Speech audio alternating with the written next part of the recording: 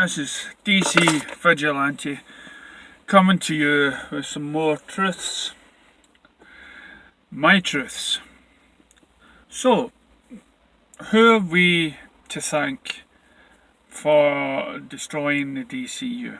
Well, as you know, I've made countless of videos, basically, explaining who was to blame and stuff like that, and basically I blame everybody. So why now? Why this? I make this because maybe some of you never saw the last one, but mainly because I make videos to get things off my chest. And so when I hear stuff, I think about it and everything else. Well, what did I think about? What did I hear today that prompted me to make this video? Well, it was the radio, basically. The radio came across and said, the presenter, she had no idea about Avengers and stuff like that, but she says the Avengers Endgame is meant to be the next big thing, right? It's the biggest thing that marks the end of whatever. And she doesn't know anything about it, but she asked around, and there were a couple of people in the office and a couple or something, and they said, they were mad on Marvel Comics. And like, you're mad on Marvel Comics, or you're mad on the movies? Sorry. And I says, and then this is. And it says, "Oh, you've got to see it." They said to the presenter, "You've got to see it." It says, "And this film is on for 3 hours." 3 hours. Now, as I say, I made a video about the length of the movie, and not my cup of tea to sit. And as I say, sit for 1 hour and 30 minutes of Marvel is long enough for me. So, and it just gets to me that, then Chris Hemsworth came on, and he says, "Oh yeah, man, is it Chris Hemsworth? The guy that plays Thor." He came on and says, "Yeah, it's great to be a part of this, big achievement. We won't see the likes of it again in our lifetime, and it's great that we, this has become important to families and everything else for the last so many years." And I'm like, that was like everything he said. Important to families. It's like 10 years, won't be anything like it again. And it's it just got to me, because we were so close to having a DCEU universe. We were. I mean,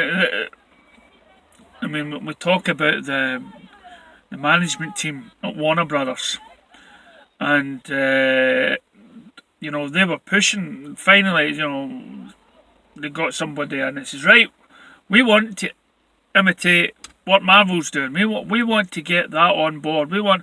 Let's get the executives here. There's Jeff Johns. He knows about DC Comics. We'll get him in charge. Zach, you done the Man of Steel. Maybe you got another thing going. Maybe we want you to maybe start expanding the universe and whatnot, and work on something else in Man of Steel 2. We want this. Let's make a game plan. Let's make a choice of movies that we want and stuff." And so the films came out, and because Marvel had been doing it for so long, the films didn't feel Marvel to them. And most people that went to see it, I kid you not, probably thought Batman and Superman were like Marvel comics. I'm wondering if when Wonder Woman was going to appear in the Avengers, that was That's the public persona, people outside the comic industry. That's what they were thinking. Who do we have to thank for that? So when BVS came out, and it made just a little under a billion. That wasn't good enough for Warner Brothers. And why was nobody going? Well, that's down to you guys, isn't it? That's down to see it. You guys were, you were, too busy with. It doesn't have the same flavour as Marvel. It doesn't have the same, Batman and Superman should be friends, and it should be like Mickey Mouse ears on their heads because everybody loves them and all that stuff. So, but that's not the story he was going for. And Zack, he had a passion, didn't he? He had a story he wanted to tell. He was putting, setting up this universe that he wanted to get started. Now again, I'll put a link to the video of these two guys from Collider. Collider is a company that basically put down most of anything that DC was coming out, and one of the guys in particular really kissed Kevin Feige's ass and thought he was the saviour, and now we have these two guys, which I showed you in one of my previous videos, and they were talking about BVS. See, as I've watched Shazam and I've watched Aquaman, I'm then drawn back to Man of Steel and BVS, and one guy particularly, he says, BVS just gets better and better and better every time I see it. And it says we have, in the original Superman, we have him turning back the world, basically for Lois Lane. In Man of Steel, we have him trying to save a planet, a city, a family, by having to kill the last of his kind. The last remnant of the world that he came from. Sacrifice, being Superman. Then another guy in the video talks about Batman being, about the death kill and stuff, and why it's already happened before in other Batman movies, but people turned a blind eye and it was okay, and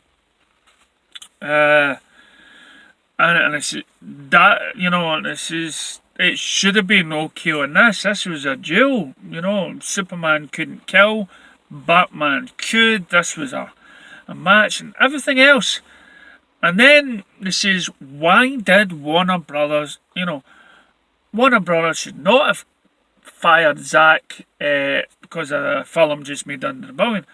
Well, maybe if it's your fault then, for not coming back, defending an artist's work like Zack Snyder's version, supporting the DC Comics franchise movie instead of making YouTube videos and complaining about it. And saying, no, Zack should be removed. Now we have people from that company telling us it's fantastic. And it gets better. Because they've just watched Shazam and Aquaman, which you could say quite resembles the Marvel movies. But this is what you guys want, isn't it? This is what you guys were after. Something along those lines. But now the same people are going, oh, wait a minute. Avengers is coming to an end. There might have been some death scenes in that that really changed my appetite. So maybe we should go back to beef. It's too late. It's too late. Warner Brothers got rid of Zack, even during the time when his daughter killed herself. You fired Zack for making a film that was just made under $1 billion. Because you were too scared of what critics saw, the potential of Batman and Superman making so much money. I mean, we didn't have a Batman standalone movie beforehand. No, we were introduced to a different Batman than before. So that would have been a shock to everybody. So, whose fault is it? Again, is it you guys? So, So now we're left with with a film, Justice League, which was taken over by Avengers director, who then makes it quite like he was making another Avengers, which totally destroys what Zack Snyder was trying to create, because he was trying to create a big story arc. But you didn't want to go down that dark path, did you? You didn't like the idea of Lois Lane getting killed and Superman going dark, did you? No, you did not. So what we got was what we got, Justice League. DC's version of a Marvel movie. DC's version of two directors with two different appetites. Basically destroying the franchise, which could have went on for another couple of movies. So now we're sitting in limbo, waiting to see, okay, we have a Joker movie, we have a Wonder Woman movie, we have an Aquaman movie. No sign of Batman. Ben Affleck is hung up like hell. Why will probably you guys complained about Ben Affleck's casting, did you? I spoke to somebody at the weekend. He didn't like Ben, and then I explained to him, but look at his political views. Forget about his social life, his private life, because if I thought that way, then I wouldn't go to see people like Tom Cruise, because the guy's a dick. But he's okay with the fans, he's alright doing his stunts, but then he goes on to Scientology, which usually is a knob.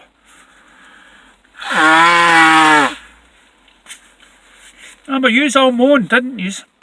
Yous all moaned about Ben Affleck. And gave him a hard time for it, even though he's the biggest Batman fan on the planet. He even got a Batcave in his house. And then when Justice League came out, this is now we're talking about the Zack Snyder fans. They all then moaned about the Justice League movie. They all moaned because this was not fulfilling Zack Snyder's dream. So you all fought, you all petitioned. Wait a minute, I ain't going to see this. This is rubbish. This is not what Zack got. I'm not going to spend any money in seeing this film again. Release the Snyder Cut.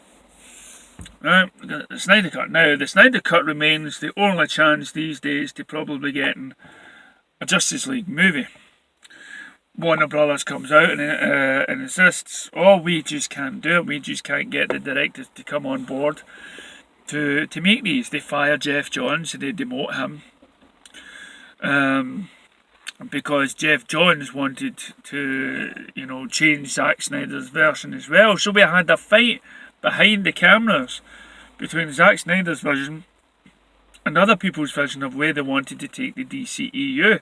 Even Henry Cavill got involved and said to Joss Whedon, this is the Superman I wanted to do. And his tits up in the air again. Meanwhile, we're getting inundated with movies that ain't taking themselves serious. I'm talking about the Marvel movies.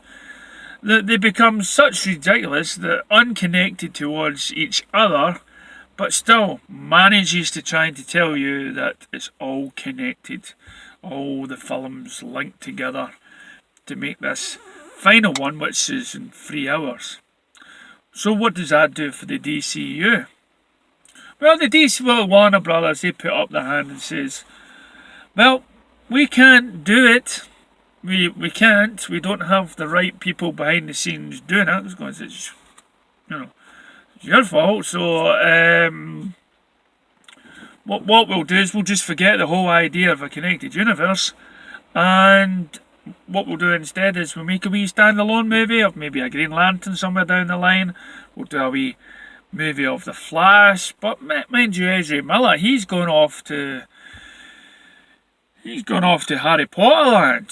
He doesn't have the time schedule to fill for that Flash movie. Henry Cavill's manager, he didn't want him appearing in the Shazam movie unless the money was good. You know, and it says, oh no. Then again, his face might detract from the movie, might take you off, if you saw Henry Cavill's face. So they chopped Henry Cavill's face off Shazam because you couldn't get him. Maybe the price was too high, or maybe they thought it'd be better without his face. After all, remember moustache? Yes, moustache. Moustache. The thing that everybody keeps talking about. The fact that the other studio wouldn't let him go to finish this Mission Impossible 6 or whatever, that was taking too long. So it's your fault. And stuff. Me, I'm looking at the fact that somebody said, we're not going to have anything like this ever again. We have Batman, Superman, Wonder Woman. Some of the best ever superheroes on the planet. Now you'd be lucky that most kids know anything about DC Comics. What they do know is Captain Marvel, the Hulk, and the Avengers. DC Comics has become something like the Dark Horse Comics, where people don't know if Hellboy's Marvel or DC. They're not either. He's Dark Horse. Get my meaning? We're living in a world now where those characters that we love in DC are not as recognisable as they once were. They've been replaced by Marvel. Whose fault is that? Whose fault is that? My father died before he saw Lord of the Rings, a book that he loved.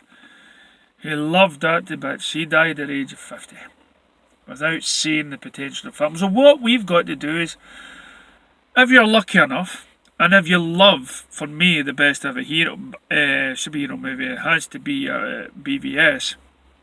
If you're lucky enough to think along those lines, then at least we have our movies that we've always wanted. We've had our Batman and Superman on the screen together. That's what we got. We had a Wonder Woman movie and stuff like that. We've had a couple of movies that probably will, but we'll not have the hype again. We'll not have the hype in our generation of a Batman and Superman movie because it's been done. You'd have to wait 20 odd years for another generation before to get that hype again. So where does DC go? Will DC ever make the money that Avengers Endgame will ever make? Not in our lifetime, sad to say. I mean, look at the turnout box for Shazam. People saying, who's to blame for Shazam not making millions or whatever? Maybe it's Avengers Endgame. Maybe people are saving their money to see that franchise. Certainly didn't pay money towards Pet Sematary that only came in. So are we looking at films now where if a DC film comes out, the hype and the meaningless to see it? Now, I got a text from somebody that said that they've just seen Aquaman and it was crap. It's gotten to the time now where I'm just give up. I don't ask anybody what they think of the DC movie recently. Because I'd hate to see it. Because what galls me is that these movies now mirrors what Marvel is doing. Ask that same person, what did he think of the latest Marvel film? Do you think he'll give a different opinion? Yes. Whose fault is that? Well, that's my thoughts and that's my ideas. I'm just sorry to state that, no. Because of yous, we'll not have a universe, a connected universe. Because of yous, we'll never have that chance again that Zack Snyder gave us to go down a different path than Marvel. Thanks to yous, we don't have anybody behind the studios that knows what they're doing with the DC brand, and that's even the DC Comics. We have nobody at the helm to take this universe. They have the best heroes in the universe. They could have easily made it in the $1 billion club if they stuck to the guns. That's because of yous.